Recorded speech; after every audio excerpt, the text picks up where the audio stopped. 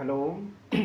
मैं doctor C M Varma, sir Durg, पदस्थ Bhilai 3 government PG college में अतिथि प्राध्यापक राजनीति विज्ञान।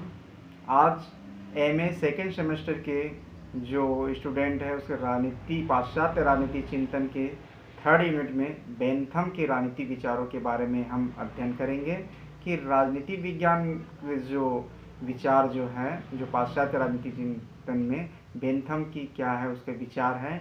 तो उसका सबसे महत्वपूर्ण बात विचार में हम बात करते हैं तो उपयोगितावाद की बात करते हैं। किसके बात करते हैं? उपयोगितावाद की बात करते हैं। तो उपयोगितावाद क्या है कि एक प्रकार से देखा जाए तो अधिकतम व्यक्तियों का अधिकतम सुख की बात करते हैं। अधिकतम व्यक्तियों का अधिकतम सुख की बात करते हैं और कहा जाता है कि उपयोगितावाद का जनक भी किसको बोलते हैं?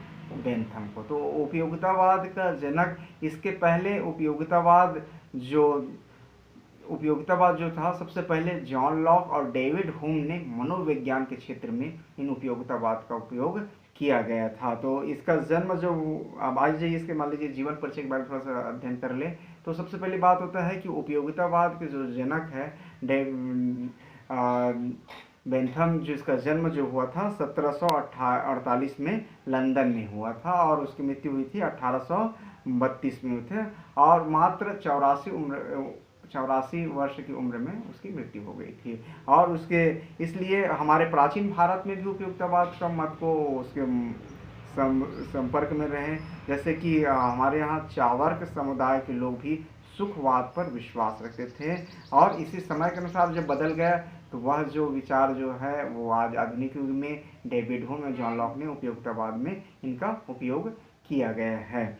इसमें उपयोगितावाद का मूल मंत्र यही है कि अधिकतम व्यक्तियों का अधिकतम सुख, मतलब व्यक्तियों को किस ढंग से सुख पहुंचाया जा सके एवं व्यक्तियों को कैसे हम उसे बदल सकते हैं। इस प्रकार से देखा जाए तो व्यक्तियों को बदलने के लिए उपयोगितावाद का सिद्धांत दिया गया है ताकि एक राज्य में एक व्यवस्था बन सकी। इसके चलिए इसकी आप रचनाएं की बात करते हैं। इसका रचनाएं में सबसे बात है फ्रेगमेंट ऑफ गवर्नमेंट। दूसरा है an introduction to the principle of the moral legislation. तीसरा जो है प्रिंसिपल ऑफ इंटरनेशनल लॉ और चौथा है एनिसिपेट और द कॉलोनिज्म।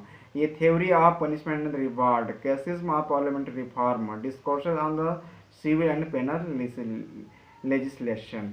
इस प्रकार बेंथम जो है उपयोगितावाद का जनक मानते हैं। तो उपयोगितावाद का जनक यह उपयोगितावाद किस पर आधारित है? सुख पर आधारित है। किसके पर आधारित है? सुखवाद पर आधारित है। यह एक मनोवैज्ञानिक एवं सुधारवादी विचारक माना जाता है। इसको मनोवैज्ञानिक एवं सुधारवादी विचारक माने जाते हैं, जिसका प्रमुख केंद्र कहाँ पर था? इंग्लैंड मानते थे, क्योंकि वहाँ पर ही सबसे पहली बात राज्य की बात में जो बात आती है तो सबसे पहली बात वहाँ ही मतलब व्यवस्था, मतलब संसद का वहीं पर विकास, इस प्रकार से जो व्यवस्था समस्त जो नियम व्यवस्था है, जो कानून व्यवस्था है, वो कहाँ पर हुआ था? इंग्लैंड में पहले हुआ था। तो अपना केंद्र किसको मानते थे?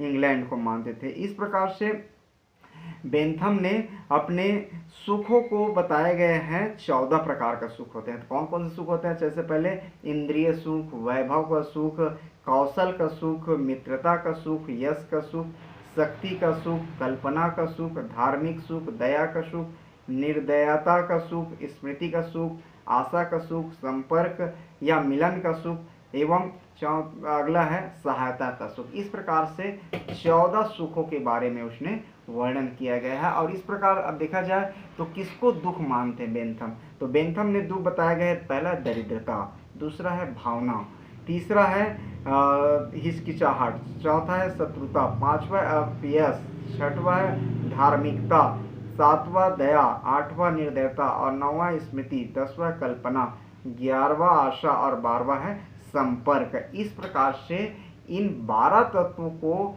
बेंथम इसको क्या मानते हैं कि इसे दुखों में वर्णन किया गया है और जो 14 पहले जो बताया गया वो उसको सुखों में मानते थे। इस प्रकार से सुख और दुख को अलग अलग रूपों में तो उसने व्यवस्थित ढंग से किया गया, इसलिए इसे हम अधिकतम व्यक्तियों का अधिकतम सुख के बारे में जो बात बताई गई है वो इसमें वर्णन किया गया है। एवं सुखों को दुख को निर्धारित करने वाले तत्व 32 है। सुख और दुख को भी निर्धारित करने वाले तत्व 32 है एवं सुख दुख का स्रोत 4 है एवं सुखवादी मापक यंत्र 7 है।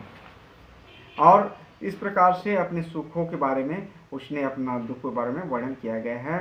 अब आ जाइए ये उपयोगितावाद के जो सिद्धांत में राज्य की उत्पत्ति के विचार के संबंध में जो बेंथम ने बात बताई गई है उसमें क्या बताते हैं कि राज्य की उत्पत्ति उसने सामाजिक समझौता, जैसे सामाजिक समझौता में कौन कौन बात बताई गई है, सामाजिक समझौता में हॉब्स, जॉन लॉक और रूसो ने किसको मानते हैं, सामाजिक समझौता का सिद्धांत पर राज्य की उत्पत्ति मानते हैं। अब मान लीजिए इसके जैसे कि सामाजिक सिद्धांत जो सामाजिक समझौता की बात करते हैं और यह जो बात करते हैं कि नहीं, व्यक्तियों को स्वतः ही अपने आज्ञाओं को पालन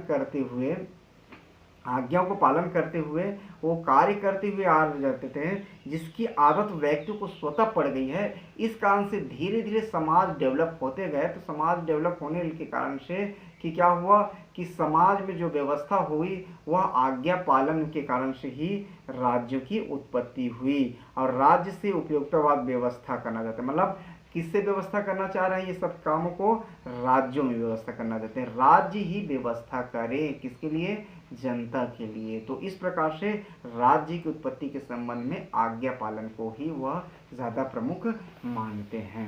नेक्स्ट पॉइंट जो आते हैं उसका संप्रभुता संबंधी विचार आते हैं। संप्रभुता संबंधी विचार में क्या है कि बेंथम का जो संप्रभुता संबंधी के समर्थक है और वह कानून आदेश का होता है। कानून आदेश, संप्रभुता किसको बोलते हैं, कानून का आदेश होता है। अतः सर्वोच्च शक्ति ही आदेश हो सकता है, मतलब सर्वोच्च शक्ति ही आदेश हो सकता है, इसलिए संप्रभु निरंकुश नहीं है। कौन बोल रहे हैं, बेंथम कह रहे हैं। और राज्य का कार्य के संबंध में भी बात बताई गई है कि राज्य के कार्य में उसके दर्शन में व्यक्तिवादी देखा गया है, मतलब व्यक्तियों को किस ढंग से उसको सुख रखा जा सके, उन्हें व्यवस्थित बना सके, उनका विकास किया जा सके। इसलिए इसके जो राज्य का अर्थ है व्यक्ति को ध्यान में रखकर ही राज्य को नियम और व्यवस्थाएं बनाई जाती थी। इसलिए इस सिद्धांत को कैटलिन ने इसे लेसेस फेरे का सिद्धांत बताया गया है। लेसेस फेरे का सिद्धांत